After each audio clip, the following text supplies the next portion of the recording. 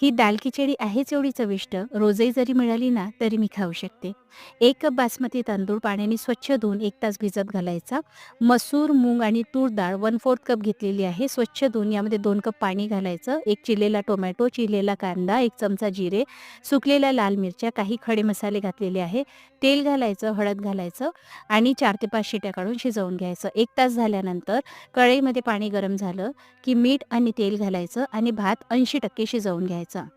वरण तयार आहे. कढईमध्ये तेल गरम झालं की बटर घालायचं, मोहरी, जिरे घालायचं, सुकलेल्या लाल मिरच्या, बारीक चिरलेला लसूण, आलं घालायचं, बारीक चिरलेल्या हिरव्या मिरच्या, बारीक चिरलेला टोमॅटो, गाजर बारीक चिरून घालायचं, 1 चमचा तिखट, अर्धा चमचा हळद, धनेपूड 1 चमचा घालायचं, चिरलेली कोथिंबीर आणि कढीपत्ता घालायचा.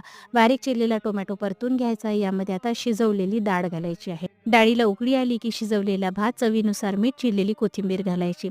नक्की ट्राय करा. रेसिपी आवडल्यास लाईक करा.